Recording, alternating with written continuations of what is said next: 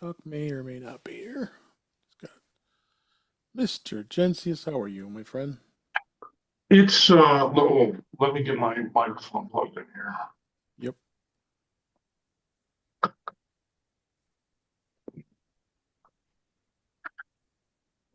Up here. Is this working? Is this No. working? No, it's not. Yeah, you kind Still of sound like you're in a phone booth.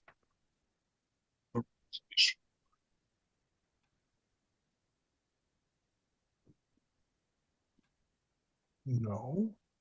Ah, that's better. What, you can hear me now? Yeah. Nope. Yes, I can.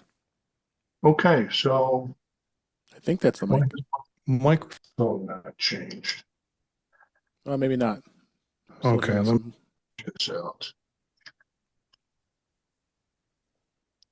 I've been messing around with all the links. Why not? It's the holidays. What the heck? Yeah, okay, now I'm on my shore. Yes, you are.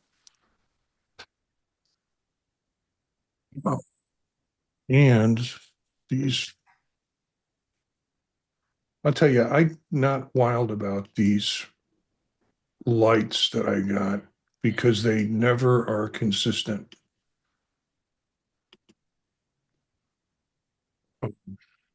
Yeah, which ones do you get so I'll know not to buy them? Yeah. They're the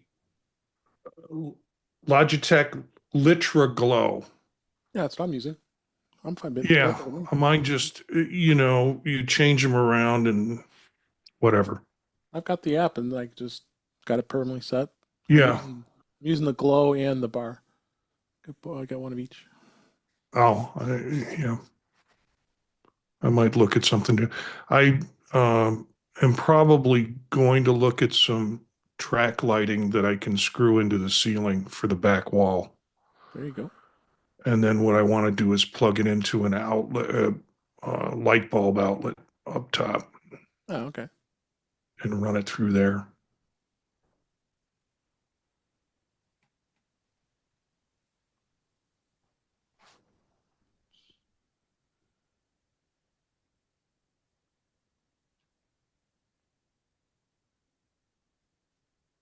Just waiting for Jeff and for Patrice, and Chuck may or may not be here.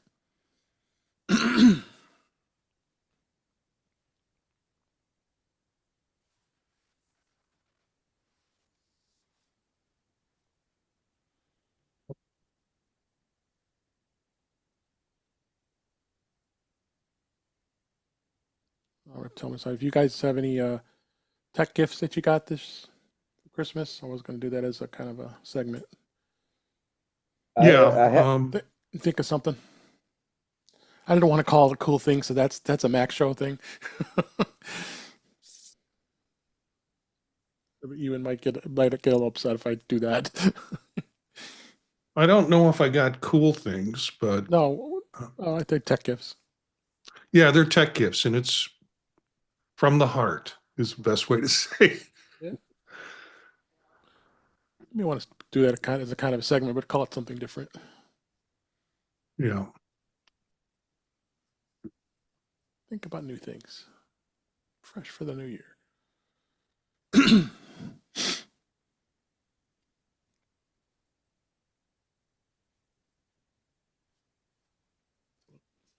Texted me.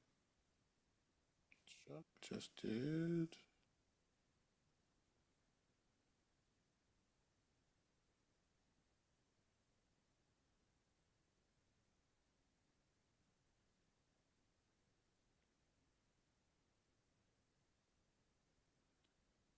There is Jeff.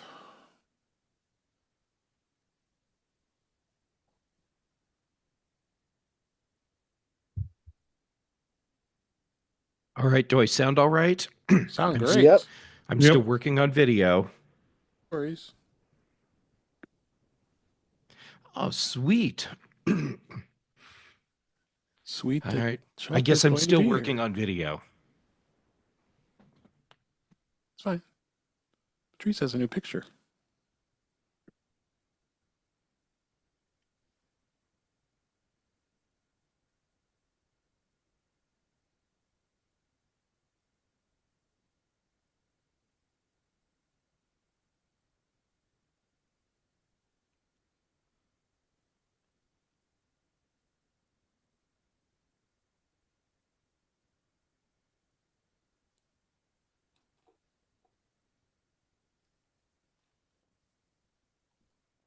There we go.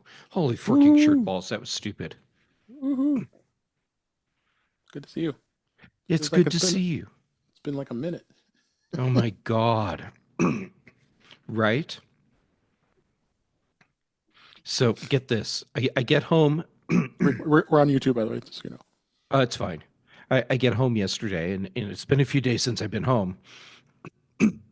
And all of my Wemo smart plugs, the little light on them is just flashing white. Oh, lovely. So for some reason, all of my Wemo devices decided that they can't connect to Wi-Fi. Just I have no idea why, and I cannot get them to reconnect. Did your Wi-Fi reboot or something? Or the system went down? I don't think so, but I did reboot my Eero just to be safe. And yeah, nothing's working. I mean, I'm assuming everything is working fine. There were no reboots before I did it because I've had full access to everything that I should be able to access remotely while I was gone. But yeah, so I have however many Wemo switches in my place, and they're all just very patiently, wait, wait, wait, wait. Love that.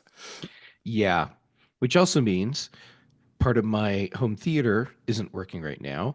Part of my office setup doesn't work right now. Like affects lighting too, right? It affects lighting. Yep. So I was working around unplugging switches, plugging things directly into the wall right before hopping on here. Okay. Welcome, Patrice. So glad you're here. And Chuck, I'm glad you're here as well. I made it. I made it. I know, it's awesome. It's a great show.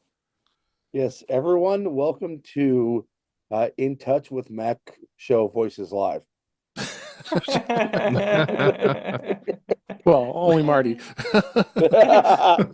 We just can't get enough of each other. That's the thing. Well, it's been a while too, though.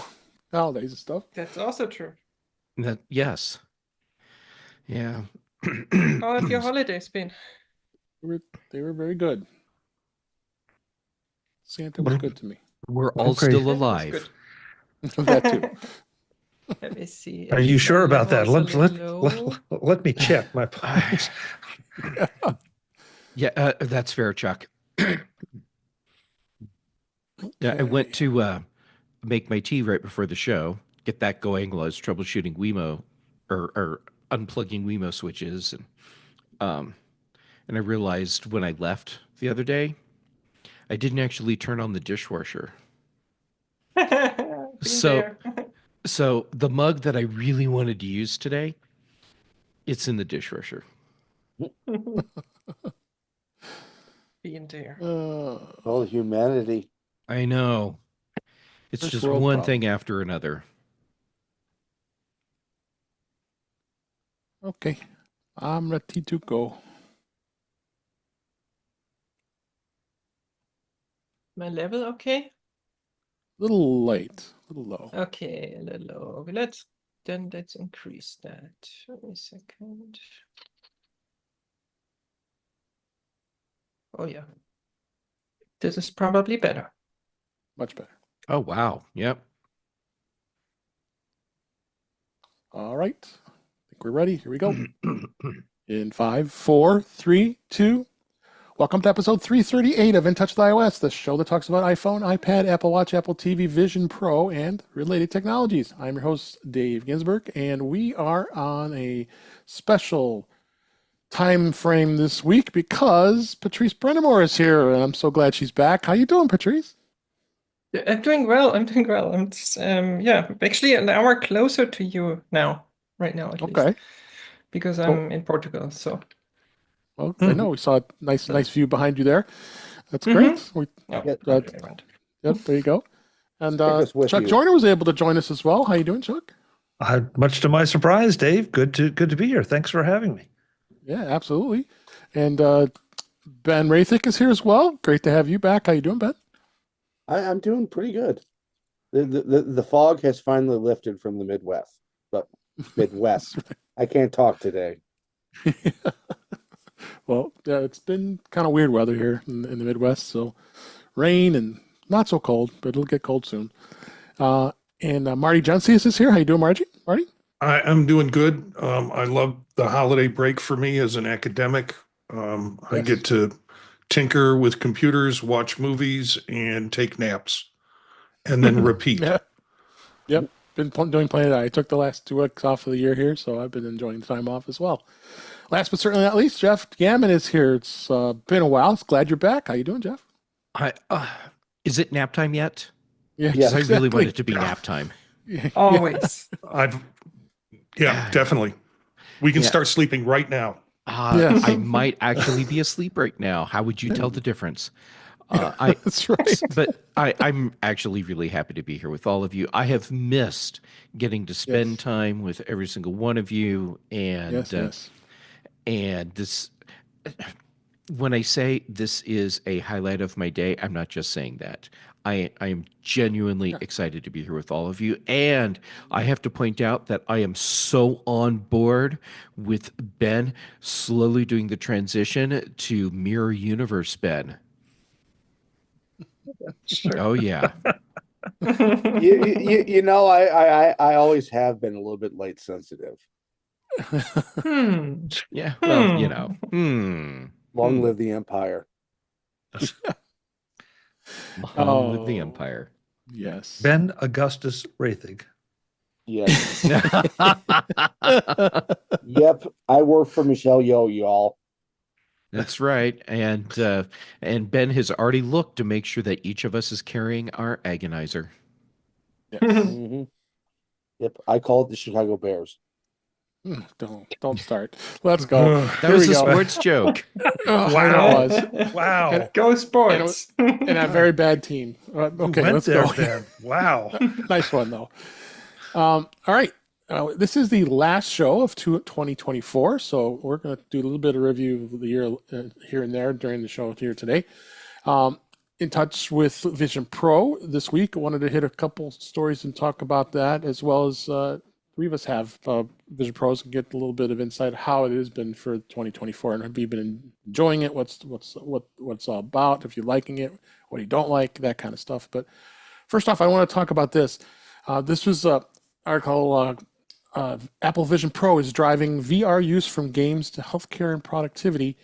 There's been low sales. Everybody has been saying that. It's been a pretty constant thing. But do I really worry about that too much? And then you got to talk about market share. Yeah, okay. Meta has 73% of a piece of junk, basically. So look, this article actually goes through and talks about this, but talking about some real usage of it. Especially with medical, they're saying surgeons have been early adopters of the Apple Vision Pro because of its high resolution display, exceptional clarity in patient data and imaging, crucial during complex procedures. At $34.99, it's more affordable than traditional monitors, which could cost up to like $30,000. And the ergonomic design, real-time data, and we talked about this before. Having the Vision Pro on their head is not anywhere near as bad as some of the things they've had to use as well. So I'm curious to know what your guys' thoughts on this. Patrice, I'll start with you. Where do you think this is going? And you work in the healthcare, so So yeah, different kind of healthcare, but we're not providing Vision Pros yet, at least as far as I know. I mean, who knows? It's a big company, so who knows? No, it's definitely. There's a million in healthcare and in other places. There's a million really good use cases. I mean, the whole AR aspect is just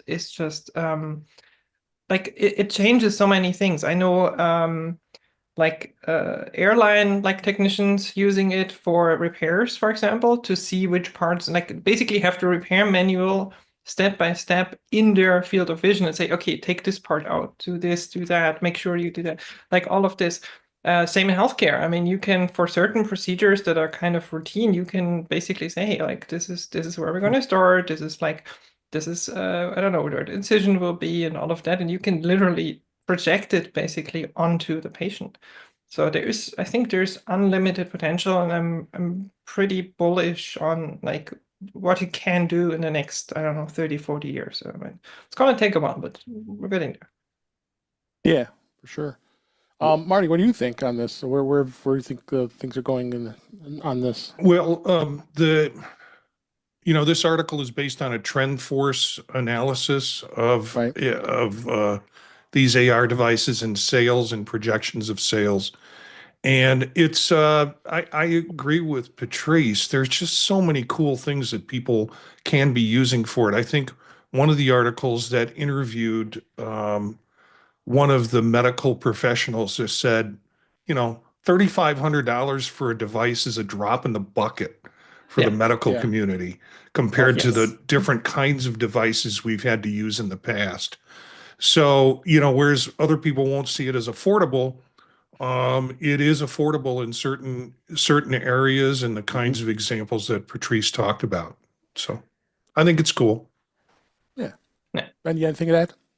Oh yeah. If anybody in the last 30, 40 years, we got a new piece of aviation training gear called the flight simulator. It completely revolutionized the way pilots were trained, that allowed them to get realistic hours without having to put wear and tear on an aircraft. Well,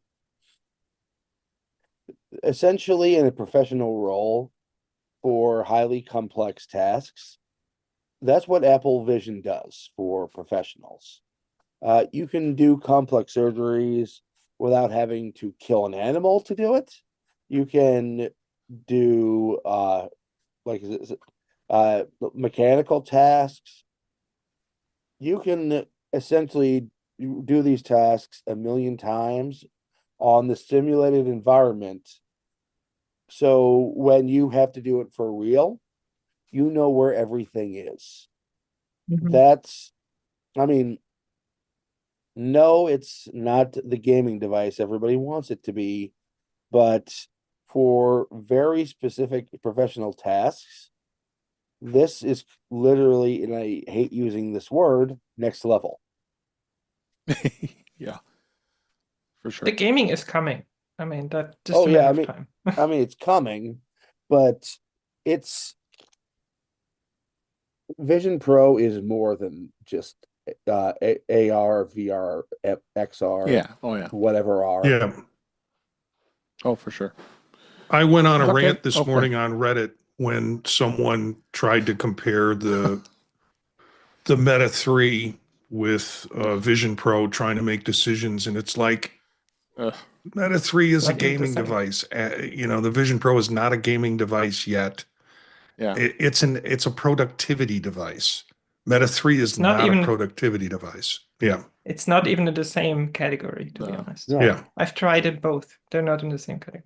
The whole sales thing really annoys me because like we've been hearing, oh, they can only sell 400,000 because they can't make enough and all of that and blah blah, and oh, it's a failure because of that.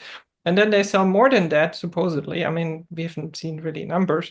And then people are, oh, it's a failure because they're only selling 500,000 now. And I'm like, didn't we say 400 was the limit, and now we've done 500 in less time than you predicted? Like, how is that a failure? And it's only in, I think, 14 countries by now.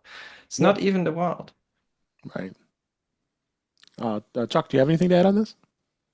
Not really. I think the debate over the Vision Pro versus the Meta devices is interesting, and it's kind of inevitable because so many people out that are not tech people, and especially not even headset people, really all they see is something that looks like a piece of scuba gear, and they don't really understand what the implications are. And I love the fact that the medical industry is looking into this, but there's so many things that you hear little bits and pieces of. But and Ben's example of a flight simulator is excellent.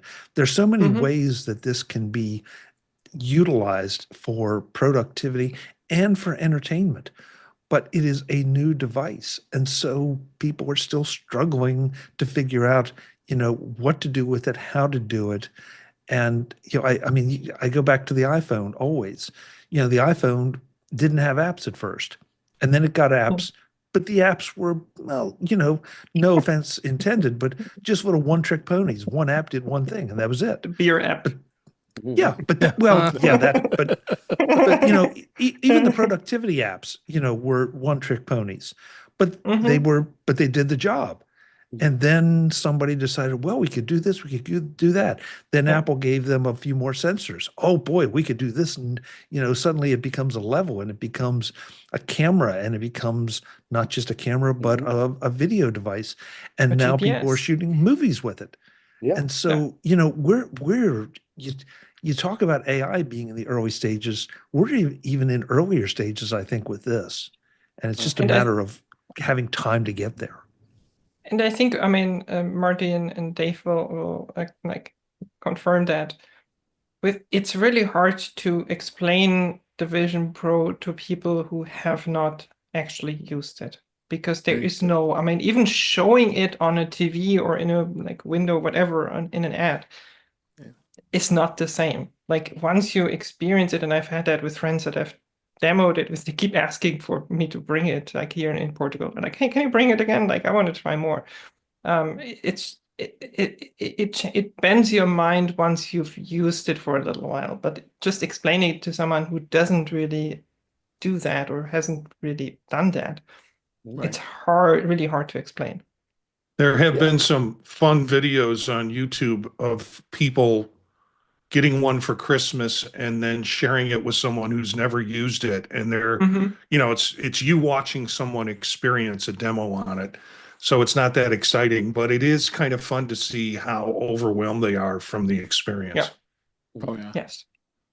Let's get Jeff in here. I'll wrap this up. I'll make my comment fast. And sorry about the shaky camera. My office manager is trying to use my display as a touchscreen. Yeah. All right. So related to what everyone's been saying, Vision Pro will be seen as a failure, and the people saying it is a failure will continue to do so as it grows its market base, as it gets new features, and as it gets new software and becomes more and more mainstream. And they will just continue to say it's a failure no matter how many successes it has. Yeah. Last question, when will Chuck buy one? Wait, Chuck doesn't have a Vision Pro? 500,001 is what we need. I'm still waiting for the compelling use case for me.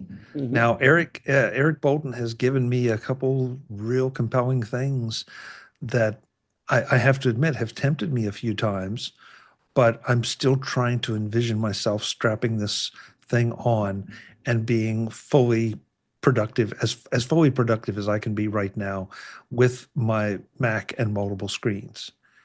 And I am just not quite there yet. I want to be there, and I'm probably as excited or more excited over the fact that I wanted to get there. But right now, I mean, balancing out both time and funds and the desire to get in on the ground floor is, it's a challenge. I want it. I just, if I hit the lottery, I'll buy 5 of them. Hey, Well, Chuck. We should start a Kickstarter or something. GoFundMe. Right. Chuck, I'm Go going fund to, Chuck. Yeah. Let's do a GoFriend Chuck. Here's a different way to think about getting a Vision Pro. And I'm not saying this just to be an enabler, but because I bet there's other people that are looking at Vision Pro the same way you are. Don't look at it as a device where you want to be productive in the same way that you are today with your current setup. Look at it as a device where you find the new and different ways you're going to be productive. Yeah, there's 2 things, and I think, Chuck, both of them might be important for you. One, you cannot travel with your displays, but you can travel with your Vision Pro. Like literally what I'm doing. I'm using my Vision Pro as my, I mean, not right now because I didn't want you to see me like with the Vision Pro on, like on camera, but usually I have the displays in front of me. I literally travel with my MacBook or my Vision Pro. And the second one is it's the most secure display on the planet. You could be sitting anywhere on a plane, on an airport, wherever you are, nobody can see what you're seeing. So any sensitive information, if you work, that you have to do something, whatever, nobody can see that. There's no privacy problems because literally you're the only one who can see that. That alone is for me worth it. You guys are not helping. We know. Well, Chuck, that means you can look at my OnlyFans anywhere you are. There you go. Exactly. Jeff, I was thinking that would be a perfect use case for you, that you could be on a plane and God knows what you'd be watching. Well, I think you know exactly what I'll be watching. Well, I'll be interested to see, Chuck, since CES is coming up next week as we record what you see there. I would love to find out. Wish I could join you, but to see what kind of technology with Vision Pro is out there. You have to know that there's going to be some incredible exhibitors out there that talking about that. So I'll be looking forward to potentially finding some of those things. Dave, I'll give you just a little preview because I've seen a couple things come across the press releases that reference the Vision Pro. I've also seen, though, much to my surprise, a lot of still new headset manufacturers saying, "Oh, we've got this and it'll be great." And so I'm anxious to see just how many competitors there are, and then start to compare that how many of them will be in business 6 to 12 months from now. Yeah, that seems like the trend every year when you see these things, and are they in business after 6 or 12 months? Yes. Yeah, but look, that to me is part of the process. That's where the cream rises to the top, and everything else kind of crashes and burns. So. But yeah, it also shows you that if this happens, then the market is ripe for someone to pick it. Because they wouldn't be doing it if there wasn't any interest in that. Mm-hmm. Yes. Yep. All right. Since we're coming to a close to 2024, we're going to go through here to talk with Patrice and Marty and myself. Where do they think the Vision Pro, as we know it, since the year is ending, and talk about a couple of our favorite things that we're liking about Vision Pro so far and what we see in the future. So let me start with Marty here and see how you've been this whole year. I mean, you started a podcast. Obviously, you loved it so much that I would like to know what a couple of your favorite things are, and then where do you see the future with Vision Pro? For me, I don't want to minimize the fact that I use it as an entertainment device. And that's a big portion of it for me. In particular, what I enjoy is 3D puzzles. And I can't get enough of those because there's no way you can do that I can think of effectively in any other kind of environment than without spatial computing. So that's kind of my Zen moment, is sitting with the headset on and playing with some 3D puzzles. I also find myself, when I get it on at the end of the day or in the morning, getting notifications, and I'll check on the notifications and realize this is what's ahead of me or behind me from my day's worth of work. So entertainment, and also sort of the kinds of stuff that I could do on my desktop, not to discourage Chuck from getting one, but still it kind of squeaks into that moment when I'm using it for entertainment.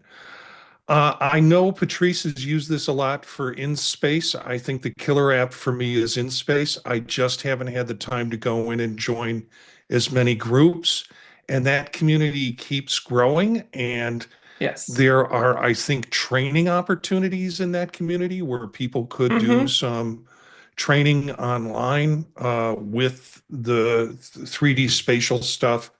So that app gets underplayed in a lot of places. When people say, what are your favorite apps? They always talk about some gaming app, or they talk about something other than the social networking and now kind of community-based experience that InSpace does. And I haven't seen any other app in that environment that does that. So those are my two favorites, or three favorites. And what would you like to see in the future?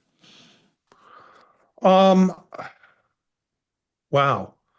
I'd like to see it connected better with Apple Intelligence, or some type of AI. I don't know when that's coming, but I think it will be coming, whether it's in a Vision Pro 2 or a Vision 2 device. If they change the chip in it, although they have an M2 chip in it now, they could run it, but probably not as effectively. So I would like to see more incorporation of intelligence, AI, LLMs, particularly, where I can ask it to do a series of tasks or some composition for me. Which again, I can do that on a desktop, but I would like to see it incorporated into that productivity environment. Okay. And then Patrice, what's been your favorites, a couple favorites, and then as well as what you see for the future?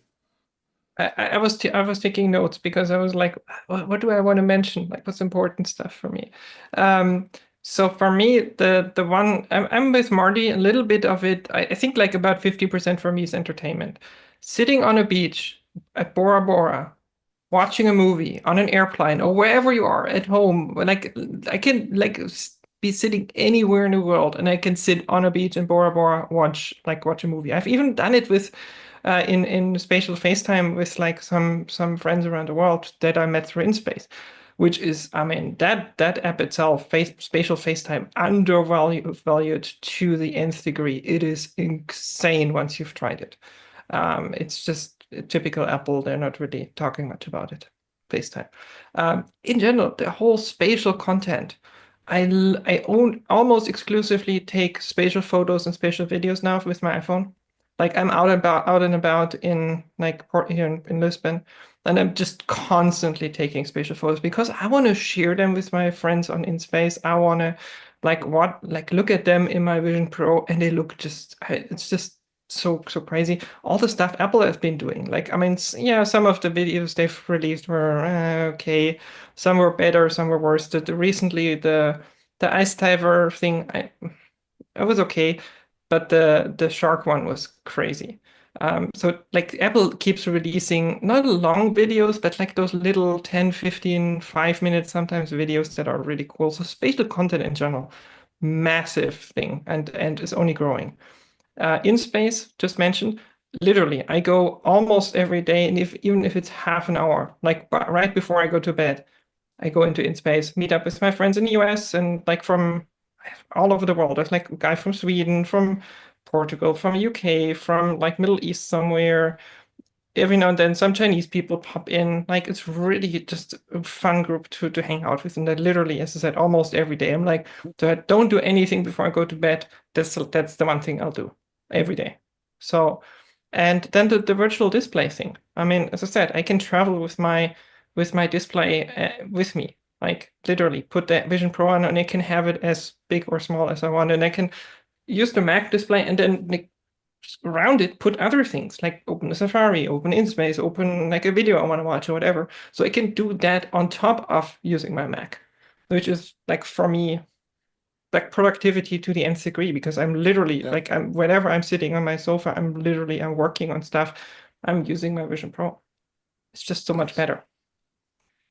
For the future, more APIs for apps. I've heard from developers that there's a lot of limitations, like stuff like spatial FaceTime, what Apple can do, the InSpace people can't do currently because they don't have access to a lot of the more advanced stuff on the Vision Pro.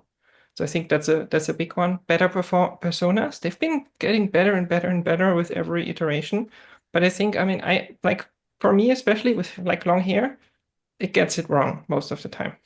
So that's something I'm struggling with. I'm like, I take 4 or 5 times until it looks somewhat decent. I'm like, okay.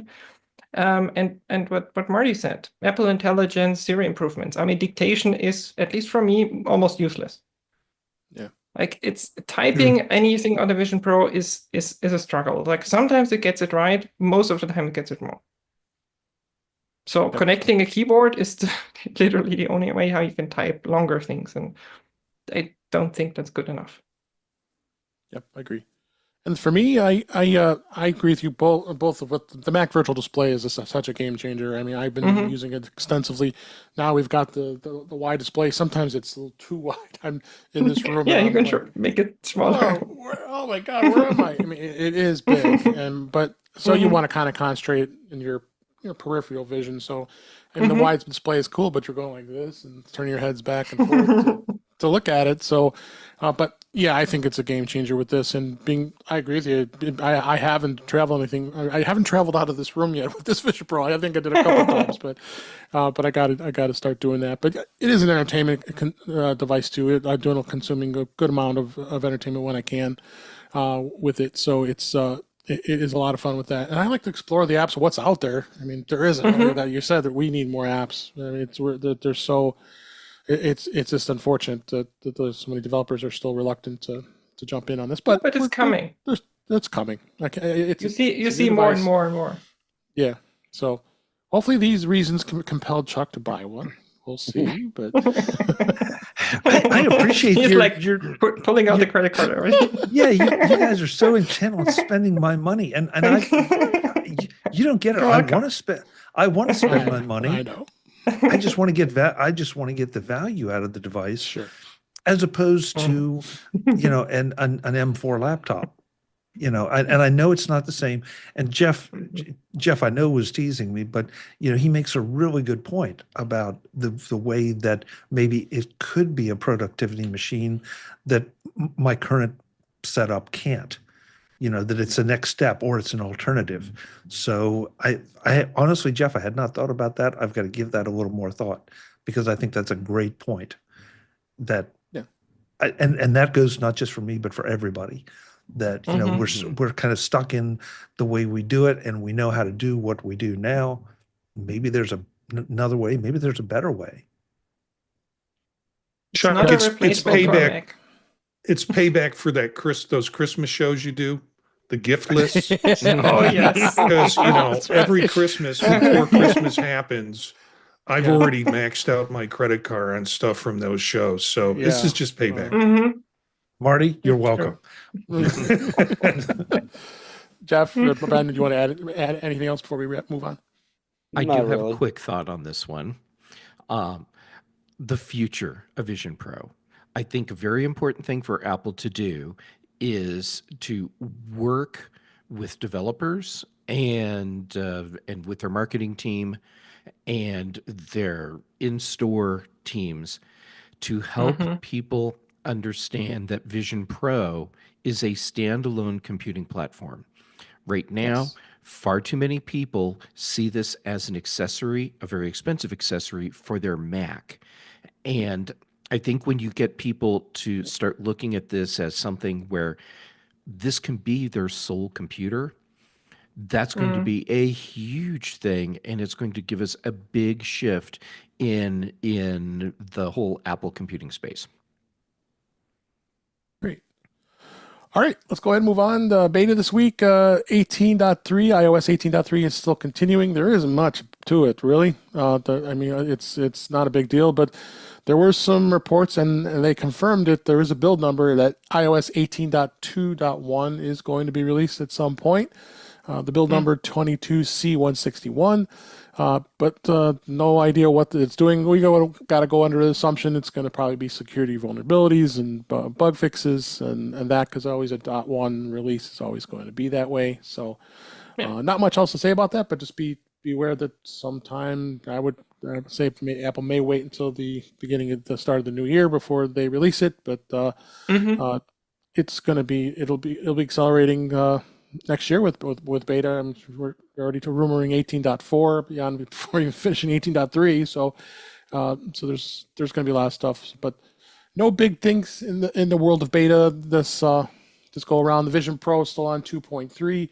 iOS Apple TV is at 18.2, and Apple Watch is 11. What is it? 11.2. 11.2. 2. Yep.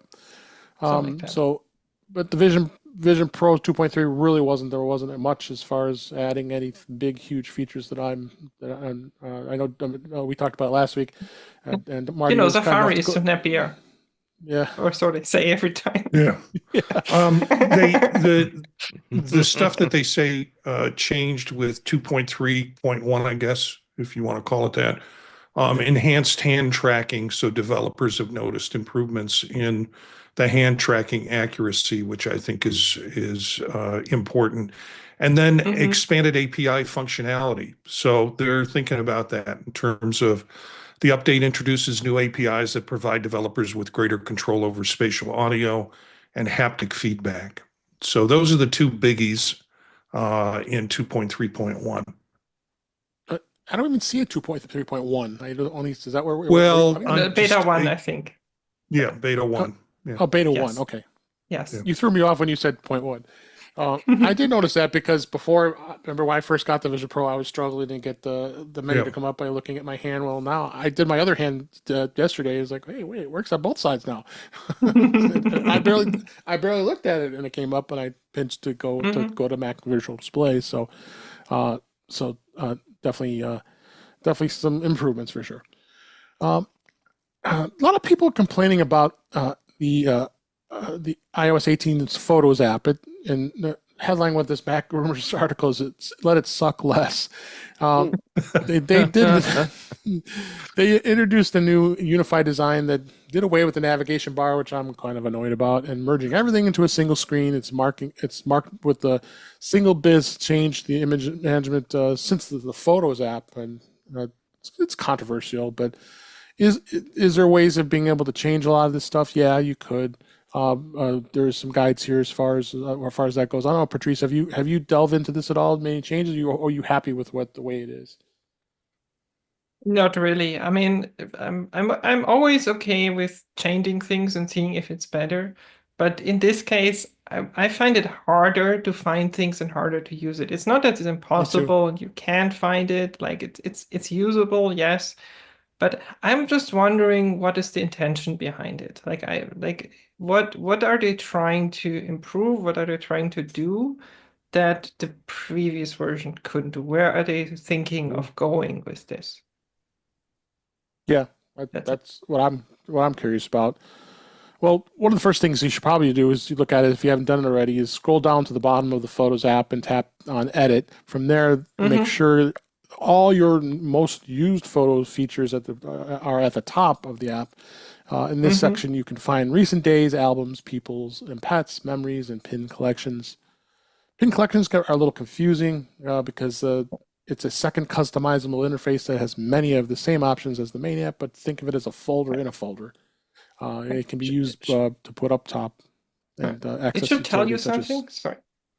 It should tell you something that when you mentioned that you can customize that, I didn't even know this existed. Yeah. Okay. This is good. That's why I'm giving these tips out to everybody here to make those changes.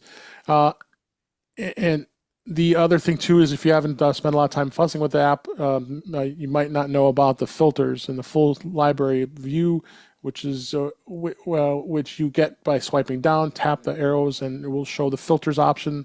You can filter for photos, videos, edited images, screenshots, and other items that you can also weed out screenshots and shared with you images out of your main photo library. So there is a number of things that we can do you can do to edit this. We'll put kind of I'll rank a few of those in the show notes here as far as some of the things you probably should look at. The articles here as well. Anybody else been struggling with the Photos app? Chuck or Jeff? Ben? Oh, I'm sitting here reorganizing everything now because, like Patrice, I had no idea. Yeah. Yeah, exactly. I'm same way. Yeah. I'm same way. It's like, oh, this is interesting. Nobody knows. Yeah, this is nice because the way they have it set up, this has been extremely frustrating. Yep. You know, Yes. we're us, and we can't navigate this damn app. So, how does Apple expect to, normal people to do this? I'm hoping they take a big look at the interface. For iOS 19, go like, okay, This did not work. How can we change? How can we make it better and actually useful? But Let's you know refine what? it. But you know what, Ben? Now that Dave has clued us in on this, I feel like I can make this. I can take advantage of some of these things that before I was seeing as clutter, because I can I can turn them off. I can reorder them so that maybe something I don't use that much, I can put at the bottom. I mean, we should all kind of be ashamed of ourselves that we didn't do just a little more research on this. No, Apple should be ashamed that they make it Yeah, so for now- obtuse to have discovery in their apps. Yeah. Yes. Hey, You just Jeff- scroll all the way through everything to the bottom to even find the button for it. I don't disagree with that, but on the other hand, do you want that customized button at the top all the time? No, but maybe the first time you launch the Photos app after a big software update, like when they made all these changes, why didn't we get a little pop-up thing at the beginning that said, hey, here's a couple new features that you might want to know about, which the sort of thing other apps do. And and it can say, you can customize, Even you can Apple do this does other that. thing. And yeah. Yeah. And also, it shouldn't be configured in a way that is best for power users like us. It should be configured in a way that is easiest for Grandma Susie. You know what, though? I'm going to take a little bit of responsibility because, and feel free to disagree. That may have happened. But if it happens when I'm in the middle of something and I just want to access a photo that I need to right then, I'll say, okay, or later, or next, or whatever, and never go back to it. And that's my fault, because that's my failure of now. Maybe it did, maybe it didn't. I honestly do not know. But I know that other apps do that, and I have a bad habit of doing that. It's like, I don't have time right now, I'll look later. And then I never go back and look. Yeah. It was Well, and in this case, extremely Apple confusing. didn't do it for the Photos app. Okay, so I'll take your word for it.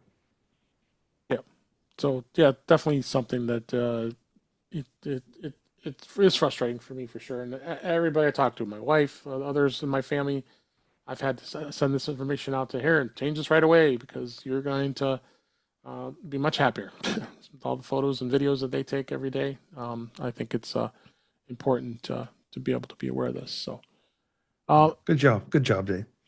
yeah, thanks. The other thing I want to talk about a little bit is there's so much other stuff. A lot of people probably have received their iPhone 16s, a few people anyway, for Christmas. There's so much to go over, but I'm going to just narrow down a couple things. One of the things I want to talk about is the camera control button. I really like the camera control button. I know a lot of people probably aren't too super happy about it, especially now that it's added the Apple Intelligence items that you could have in there, and I talked about that last week. But there is a way to customize it. If you don't want to use the camera control anymore, it's got some great ways of being able to customize it. You could, if you do a lot of QR code scanning, maybe you might find that more beneficial using that. If you want to do use it as the magnifier, if you're using the magnifier all the time, you could have a dedicated button just for that, because with the other button that they had before, where you can set it for doing other things besides muting the phone's volume or doing other things. Now you can do it here with this button too. If you don't take a lot of pictures or cameras or with your camera, or if you don't want to do it, you don't have to. Or you can turn it off if you don't want to use it at all, if it annoys the heck out of you, because it is. But they recessed it, so it's not so bad. But there are people that have been complaining that you can't that you can hit it. But some of the camera features are pretty cool, I must admit, and being able to tap it and tap it again to go into video mode, and it's got some good cool features. But I've been linking in the show notes as far as how to make some of those changes if you do it. Are you guys, how do you feel about the camera control button on the 16, of those who have 16? It's good to open the camera. It's very easy.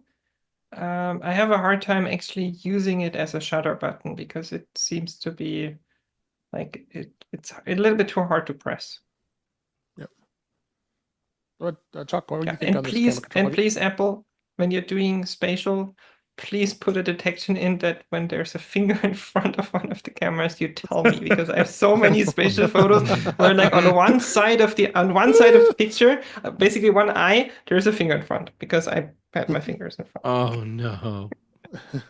And it's really weird and spatial because, like, is that because it takes two photos, like, for both eyes. So I have one eye, it's clear, and the other eye, there's a finger in front.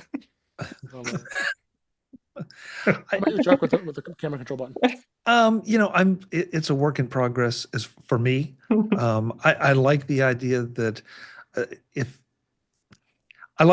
I can adjust the zoom, to somewhere between easily between the settings, as opposed to trying to do the pinch and zoom and figure that out. I have a lot of videos I've taken already that, I'm shooting it, so I want to zoom in, so it zooms in, and then I want to zoom back out, and it zooms back out. That's not horrible, but it's a lot nicer to just be able to smoothly pan in or pan back. So, it's not great, but on the other hand, you've got the phone, and unless you're going to try to make a whole side, it's difficult to do that. So I think it's a matter of me getting used to it, and I'm getting better.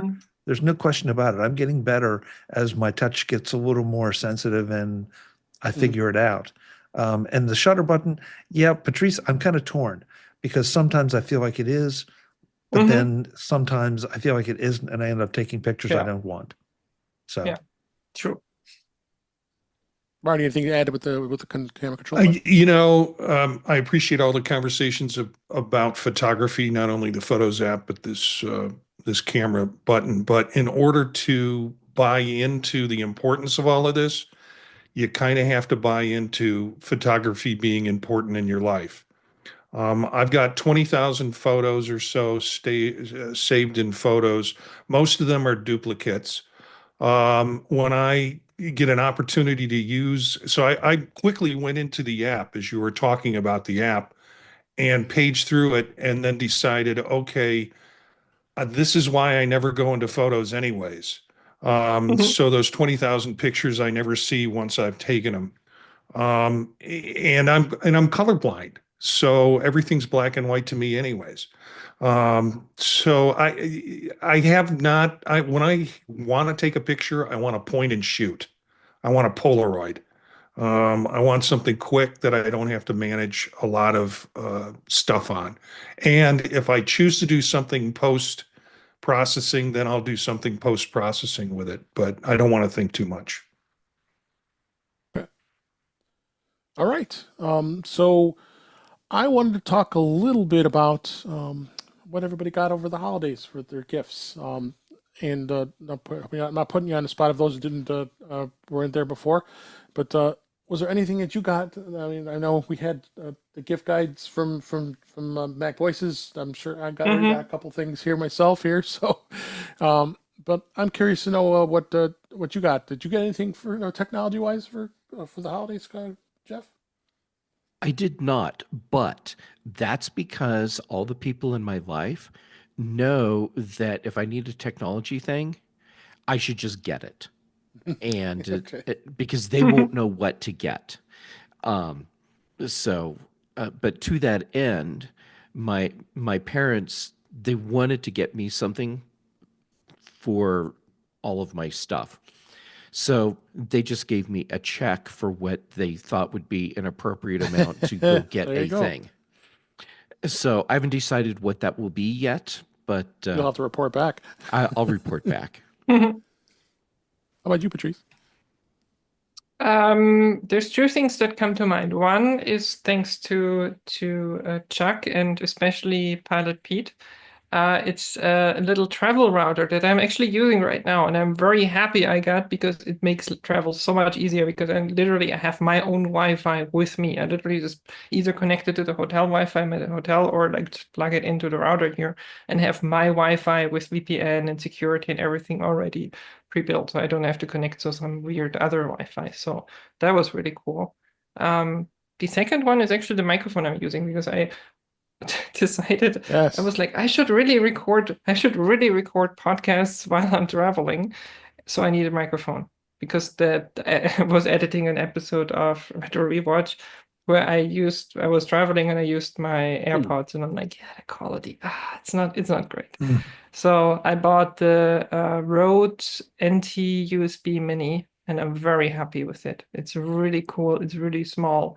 It's really heavy, which is great when you're traveling, and I love it. Like, it's really cool. Nice. I got a couple gifts. This one was notable, and I didn't have it on my list, surprisingly. This is it's a AirTag wallet. This is the link here. I got it on the camera here. It actually lets you, with the app, put pictures here on the front, little Nice. set here. I just used one of the stock photos here, and it's kind of cool. You can put your own photos in here. You can put all kinds of icons and all that stuff. And I mean, it's just the only thing is, if you carry a lot of stuff, and if you're the Seinfeld guy who has that big giant wallet and all this crap in it, no, you're not going to be able to use this thing. But it sprints out. You keep your cards in here, your license, whatever. And there's what's the company's name? It's called the E-Ink Air Wallet. It is Chinese made. Okay, because they have a I know separate one app. company. Very good. Yeah, they had a separate app that you install, and then that's how you got to use their app to add the photos to the display here. It's something. Cool. It's pretty simple. I've been using the Ridge. I'm sure you're familiar with Yeah, that. Ridge, exactly. That's the one I was thinking of. Yeah, this is what I have. This is the one I have now. I've been using it, so I'm on the fence whether I want to keep this one or not. The nice thing is the AirTag part of it. I was like trying to figure out, is there a way I can incorporate this into this one? But I probably not. I mean, of course, they're using torque screws to pull these screws off here, but luckily they supply the tools, so you can take this off. So you pull it off, and there's two 2032 batteries inside there. So, but I don't think there's no way I'm going to be able to incorporate it with the Ridge. Marcus Brownlee, he's the one that promotes this one. That's what got me hooked on this. Holding my money clip in the back there, and just keep a little bit of cash in here, and then some credit cards and your license and stuff. So I thought this was cool. As far as what I got a couple other items, but I'll keep it at that. Did you get anything, Chuck? I did not get anything tech oriented. I'm sort of, my family and friends know the same thing about me that they know about Jeff, that I either get it or they don't know what to buy, so they just let me buy it myself. So I made my list so people knew, because I gave the family the links, and they. Well, see, you're smarter than we are, Dave. Yeah, that's the truth. Right. Why didn't I think of that? I could have given my Amazon wish list. Yeah, that was dumb. Chuck, now we know what to do next year. Yeah. Yeah. So how about you, Ben? Did you get any gifts? Yep, I got myself a few gifts. All right. First is a little bit obvious. It's my Beats Solo 4s. Yep. Which, yes, they are hooked in via the USB cable for lossless. Nice. Just the way the Lords of Cobol intended.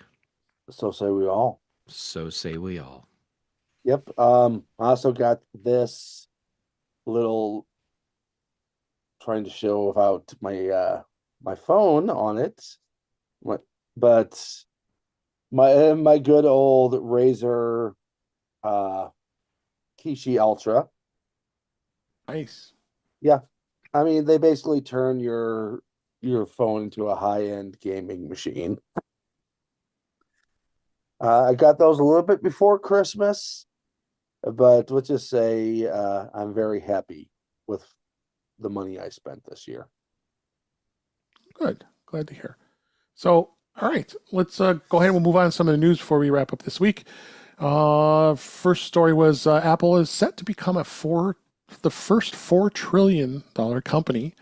It's on the brink. It's a history. It could be surpassed. The market has been reported by Fortune. Apple stock has risen almost 40% in 2024. I'm sure those of you who are Apple stockholders are very, very happy, including me. Before the markets opened on the 27th of December, which is today we're recording this, that's where it's at. And they're saying that Apple has entered a golden era of growth with its AI initiatives serving as a pivotal driver. And they're saying the price could go as far up to $325 a share. That's pretty nice to see if that could happen. Well, it's hard to say because, as we know, The market is unpredictable. A lot of analysts are saying good things about it, and Apple's nearest competitor in terms of market capitalization is Microsoft and Nvidia. I have those two as well in my portfolio, and they've been benefiting from advancements from AI, but trail well behind. Oh, at a mere 3.26 trillion and 3.43 trillion, respectively. So Nvidia has been going like gangbusters with their GPU technology, as we know, and then Microsoft, of course, is Microsoft. It's Microsoft. Yeah. So, any thoughts on this, Chuck? Hey, I mean, I think it is shocking that all the criticisms that Apple gets for, they could do this, they could do that, and still people keep buying things and the stock price keeps going up. So Yeah. I'm waiting for it to hit 4 trillion, and I'm hoping for, I'd like to see the 325, of course. I'd rather see it split if, at some point, and that would be nice. Get it back down where people could afford it a little bit easier, or we could add more to it. But the idea that when it gets down to around 100, it's easier for people to buy it. Right. Where it is now, it's a little tougher. So I would really like to see another split. Well, I have a little bit of stock in Costco. Costco's at least at $1,000 now, because their market share has been growing like crazy. But I bought it probably when it was around 300 or 400. So, so it's done some well. But that's just Amazon was the same way until they split. Now Amazon's starting to see some growth too. I mean, I think Amazon was close to $1,000 share. So was Google until when they split and split in different companies. And all that. So was Apple. And Apple was at that point. Yeah, I remember that. Yeah. Right. But Ben, I think we both know what's going to happen to Apple, right? There's one word: doomed. It's a doomed company since 1974. Marty, anything you want to add to this? I'm excited about this, and it's always fun. It's a horse race, and it's a long horse race, and people keep switching positions around the track. Chuck got me on the Apple stock idea just this last year, and so it's been kind of fun. I don't do a lot of personal investments. I have portfolios, and those are managed. But the idea of just having that app on my phone where I can kind of look and see how the stock is, and the suggestion from my wife saying maybe we just need to take each paycheck we need to set some aside and just put it into more Apple stock as it happens. So. Mine's part of my 401k, so I can't touch it. So, Jeff, Ben, you have anything else to add?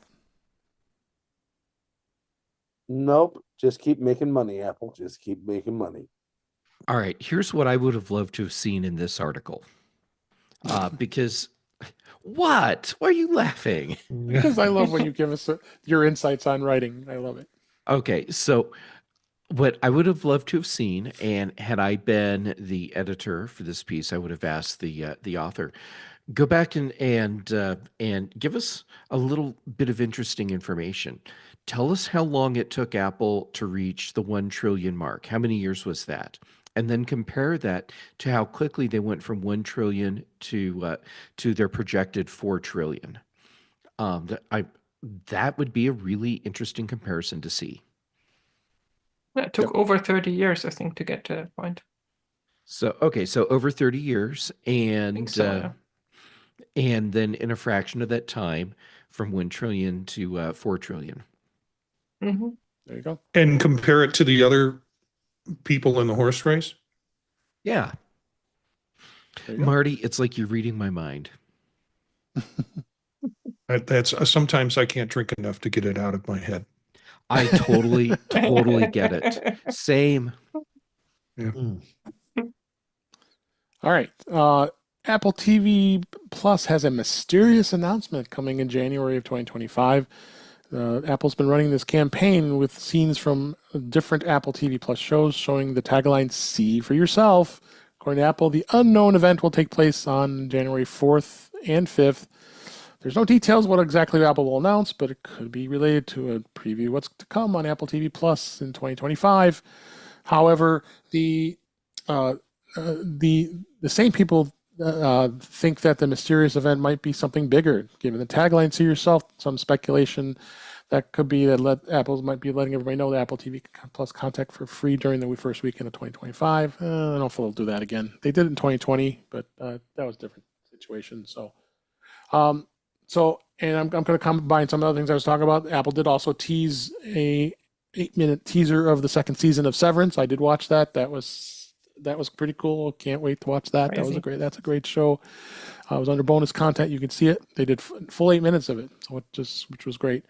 And then, as we know, it's been 5 years since Apple TV Plus came out. So, Patrice, what do you think? I mean, it's not a secret that Apple seems to be doing something in January every year. Like if you go back the last couple of years, it's front. I mean, we're in December, so it's hard to remember that probably. Right. But since I did for the big show, for the Mac show on BTN, the quiz, I look at January, and there's for the last couple of years, every January they do a bunch of little things. It's like some Apple TV stuff, Plus stuff. Sometimes it's like Apple Card. Apple Fitness Plus is often in there. They're like doing some new features and new content for Fitness Plus. It's fun. So, I think this tracks. It's going to come. I'm very excited because I love Apple TV Plus. I love Apple Fitness Plus. I think I love Apple like we do. We all do. So very excited and not a coincidence. Like this is predicted and expected. Yeah. What do you think, Chuck? All right. So first, I have been so busy this last month. I've been completely out of the news cycle. I had no idea we had 8 minutes of Severance we could watch. Guess what I'm doing after we're done recording here? Watching an episode of Stargate SG-1. No. Right. I'm behind on Stargate, and yes, it doesn't surprise me that we're getting the announcement that Apple is doing something in January, and Patrice said all the words that matter for that, so I don't need to repeat them.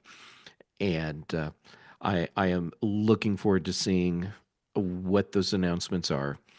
And hopefully I won't be quite as busy, so I can find out about them in real time instead of like right now, where I'm finding out about all the stuff that's coming here in real time with all of you. Yep. How about you, Chuck? What do you think? I love the fact that Apple is finally, it sounds like, trying to do something a little bit different and a little bit exciting with Apple TV Plus. Because I feel like Patrice referenced it earlier in relation to, I think it was In Space. Mm-hmm. For some reason, they're a little too modest in certain areas. And it ends up goes beyond being modest, and it leaves us uninformed. And so I don't know what's coming, but I'm just happy to see them promoting it because I think it's one of the most underappreciated Apple products out there. And we go back to that value thing we were talking about with Vision Pro. I think it's an incredible value if you're looking for good quality shows to watch. There is such a great variety across all, every category you can think of. You may not have. I think people get confused over the hundreds of thousands of shows that seem to be on some services and the relatively few that are on Apple TV Plus. But I want to watch so many of the ones on Apple TV Plus, and so many of the other things are just chaff on Netflix or Prime or any of the others. So it depends on what you're looking for. But yeah, I'm excited. I don't know what it's going to be. I don't even have a good speculation. But just the idea that they're doing it is making me very happy. More spatial content. Look at. Yeah, that's right. Maybe so. We hope. Maybe so. So we can watch and experience spatial more special content on the Vision Pro. Ben, do you have any thoughts on this? The conspiracy theorist in me wonders if it has something to do with the Lassoverse. Possible. Mm-hmm. Oh, I bet we'll get that. Yep. Hey, Chuck. You made a comment that that immediately sent me back to my web browser to start doing some research. Because you made a a comment about Apple not having that much content compared to other networks, and I'm like, is that true? And it's like, so the Google search I did is how many original shows does Apple TV Plus have? And of course, Google being Google now just sucks at giving me the info that I really want. But in the first page of results, it's like one of the headlines: 25 best Apple TV Plus original series ranked. That's not a full list of all the Apple shows. It's just 25 of them. And let's see. Oh, okay. There's probably hundreds and hundreds of shows by now. Right. Yeah. And okay. So here's a 9 to 5 article from December 20th, 2023. Apple TV Plus released 50 original shows and movies in 2023. So just in 1 year, that was 50 original things. And they've rolled out more in 2024. And I think this goes back to what everyone else is saying about Apple being, or no, was it you, Chuck, that said Apple's too modest? Yeah. Here's a perfect example. Just like with Vision Pro, they haven't done a good job of getting people to really see what the device is. And here, even us in this space where we're following this stuff all the time, it's easy for us to look at Apple TV Plus and think Apple doesn't have that much content, especially when you look in comparison to other services. Holy crap, Apple TV Plus is 5 years old, and it has apparently a metric bucket load of content, and there's more coming almost daily, it seems. Yeah, seems feels like it. Seems And like Jeff, a lot of these. Go ahead. Yeah, I should have clarified. That it's the back catalogs that a lot of people seem to value, and yes, there's some there on Apple TV Plus, but you've hit it on the nose. It's the new stuff, and there's more coming, and new as in, let's just say, in the last 2 or 3 years, that that it competes very well with some of the others. It's the idea that people go back and say, oh, I want to go back and watch episodes of MASH. I mean, and nothing wrong with MASH or any of the other legacy shows, but let's get away from nostalgia. Let's look at what's current, and that's where I think Apple TV Plus shines. Well, Yeah. that's I just Apple, ran- yes. Apple TV Plus is not an archive service. It's not a back catalog service. Apple does original content. And Patrice, I know you're doing this. Of course, there's exceptions, but They have some. Yes. they have some. But for the most part, Apple is all about original content. Whereas, like with Netflix, it was all about all the old stuff, and then they got into doing new stuff. Yeah. Apple's just really focused on the new stuff. Remember those experiments Apple did for, I think, was it 2 months of like having a ton of like really good movies from a back catalog from other other producers. I'm kind of wondering if they haven't like done some sort of deal and we're getting more and more of that now. Wouldn't be surprised. And it's great because if I remember those experiments correctly, Patrice, it was a nice variety of things that lasted for a decent period of time, but it wasn't going to be available forever. Yes. And so if I wanted to watch, I don't know, an old favorite movie. Top Gun. Okay, Top Gun. Yeah. Top So if Gun I was wanted to one, I watch Top think. Gun, yeah, it was there for a while. It's like, oh yeah, okay, great. So there's my little dose of nostalgia, but then come back to Apple TV Plus for something new. Although I And was Yeah, they watching. would- keep that in mind. Like the other services, stuff disappears from them as well. Like as one example is because we're talking about Stargate SG-1. I heard the other day, Stargate SG-1 is disappearing from Amazon for some reason. Who knows why? Because they actually own it, but it's disappearing. So stuff disappears from those services all the time. Yeah. And now they're on Comet TV now. I just noticed that. Ah, okay. 263. Nice. So, Wait, Ben, Patrice, you just stopped my heart because didn't know until just now that Stargate's leaving Amazon Prime. Mm-hmm. Oh, this is horrible news for me. You got to finish the Yes. show. Yeah, exactly. Well, that's I- gonna be hard. I think that's impossible. Oh, Yeah.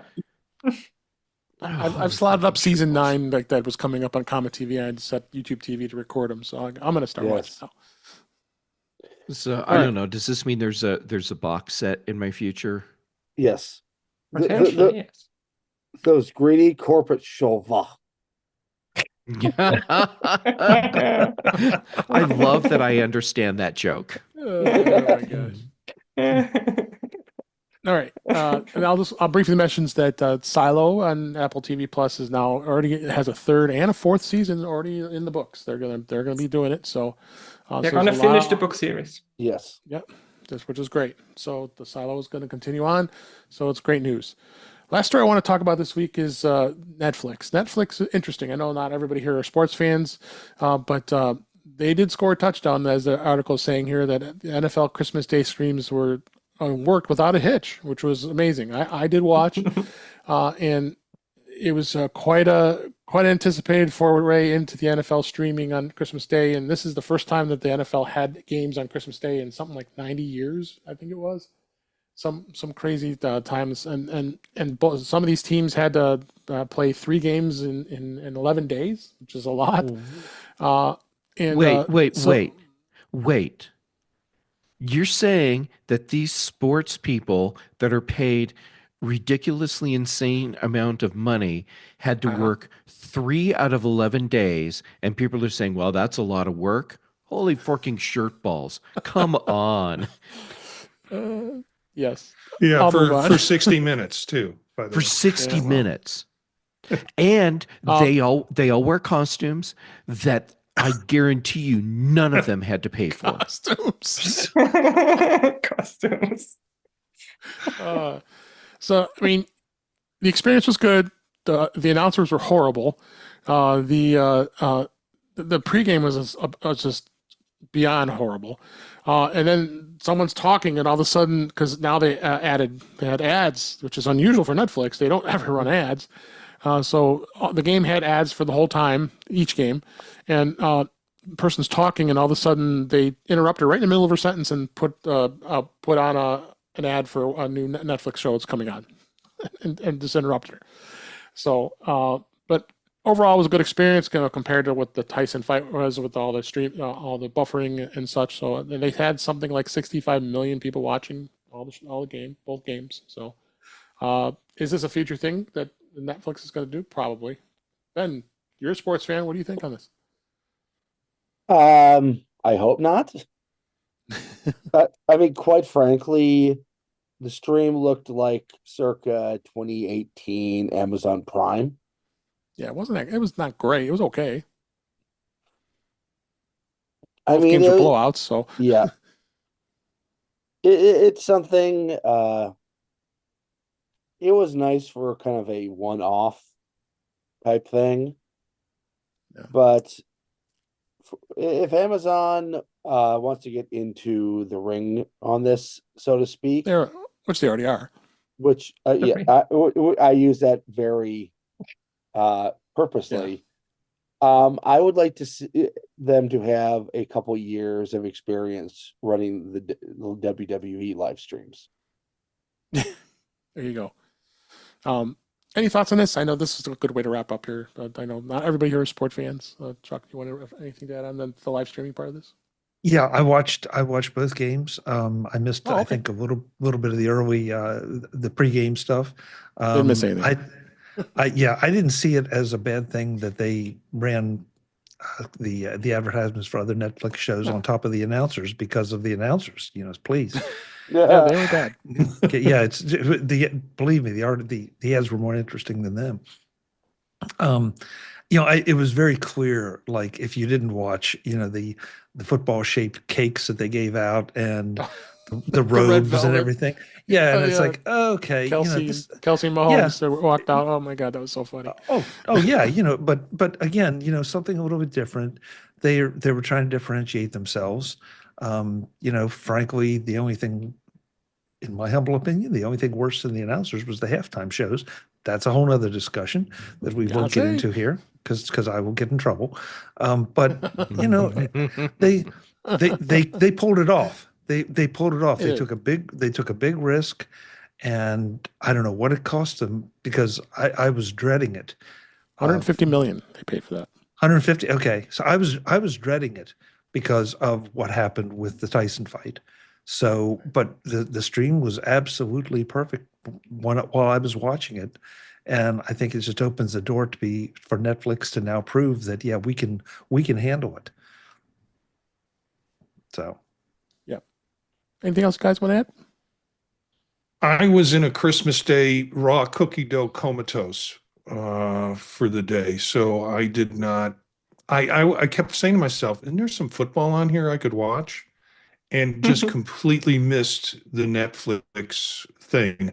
I think it was just a slap in the face to Twitter to say, "Hey, we can do this, and you can't." Yeah, we'll see where it goes. I mean, there was a lot of unhappy people, especially the Chiefs. The Chiefs is a big, very popular team this year, and it's been for the last few years. And a lot of people didn't get to watch it if they didn't have. Apple could do it using spatial video. That would be awesome. That would get me to watch it. Yeah. Marty, I think we've had this kind of part of some of these conversations before. I think all that's coming. It's just, it's not, but with this, it's not just a matter of setting up a camera and saying, here, point it at that.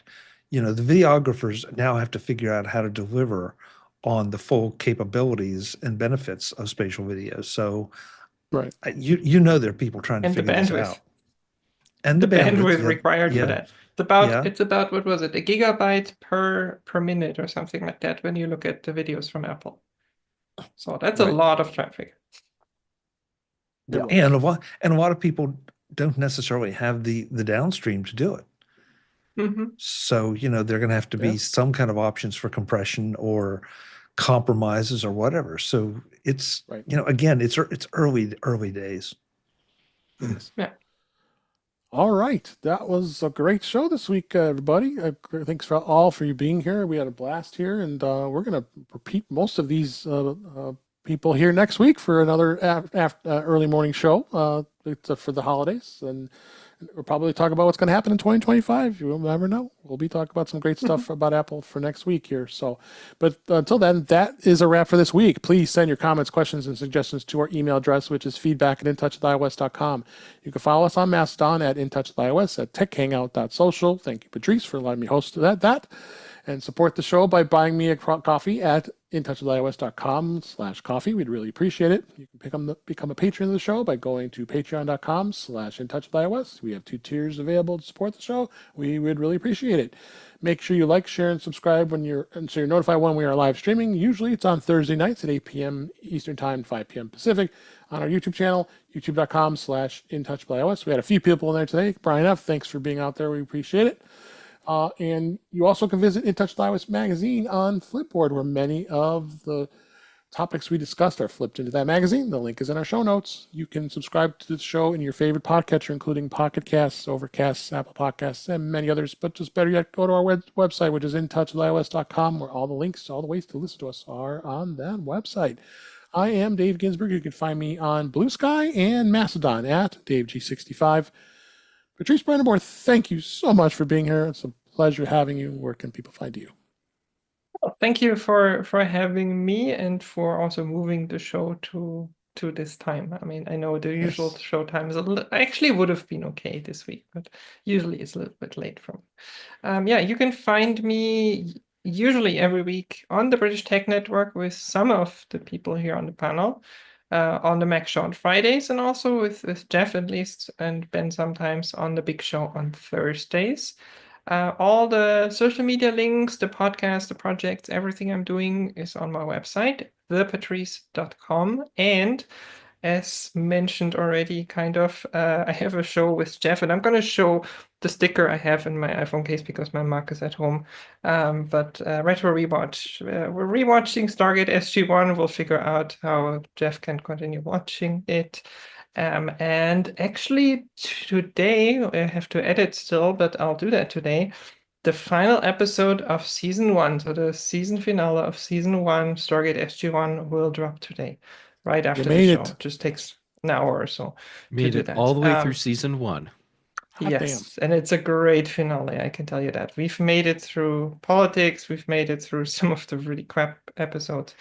And yeah, it was a really good show. So for the end of the year, we're basically also going through that. Yeah, it's really cool. All right. So, and then Chuck Joyner, thank you for being able to make it here this week. We appreciate it. Where can people find you? MacVoices.com. That's where you can find everything. The aforementioned holiday gift guides, which stay, relevant for a lot of the year, because if you got gift cards now and you're looking for ways to spend them, we can tell you exactly how to spend them and get some great products. Yes. Otherwise, right now we are sort of playing catch up on some live shows that we have done that got supplanted by the gift guides. That'll continue through the holidays. And then I'm headed for CES in Vegas to bring you even more things from the show floor that you may or may not be able to buy, and they may or may not be in business, but they're always interesting. Yes. As well as going back and seeing some vendors who are friends and are well established, and so they'll be there. All that at macvoices.com. The live show will be on hiatus until, although we are doing a special Mac Voices Live as we talk now today, Friday. We're doing a special Mac Voices Live Monday at macvoices.com, or excuse me, at youtube.com/MacVoicesTV for 1 hour starting at 8 p.m. Eastern. And then we segue right into Marty's show, which I'll let him tell you about in a minute, at 9. And on all the socials, you can find me as at Chuck Joyner. Dave, thanks for having me. Happy New Year. Happy New Year to you. And we can't wait for your CES coverage.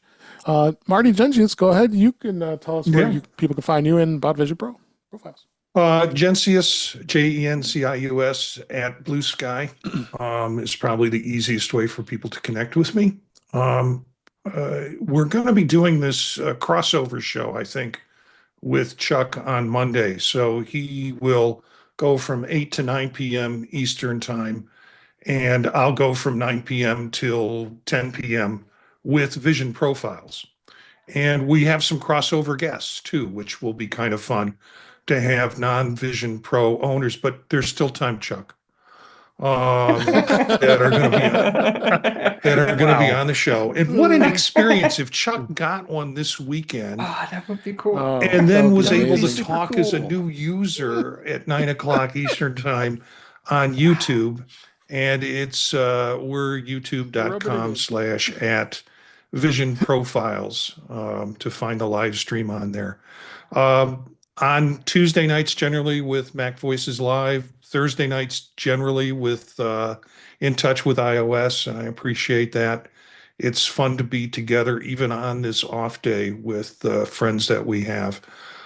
Vision Profiles is one of the podcasts I do. You can find out about them at thepodtalk.net. And a couple of new surprises coming up in the new year.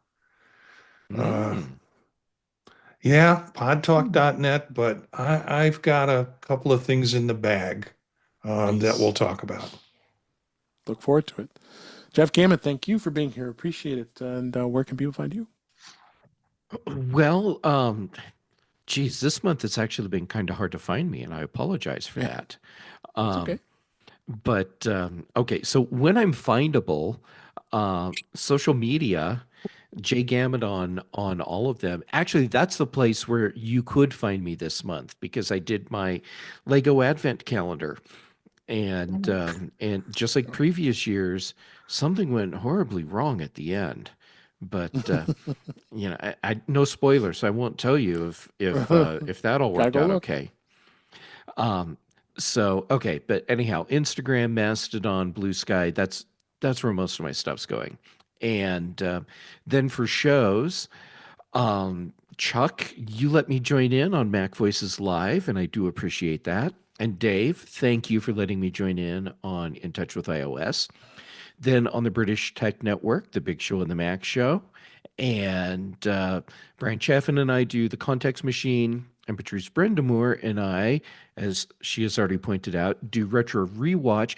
And I'm so disappointed that I forgot to run the dishwasher before I left for a few days.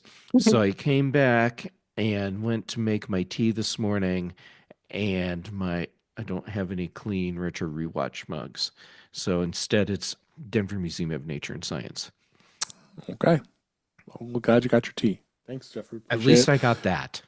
Yes. Last but certainly not least, Ben Rathig, thank you so much for being here. We appreciate it. Where can people find you? Well, you can find me at Ben Rathig on your social media of choice.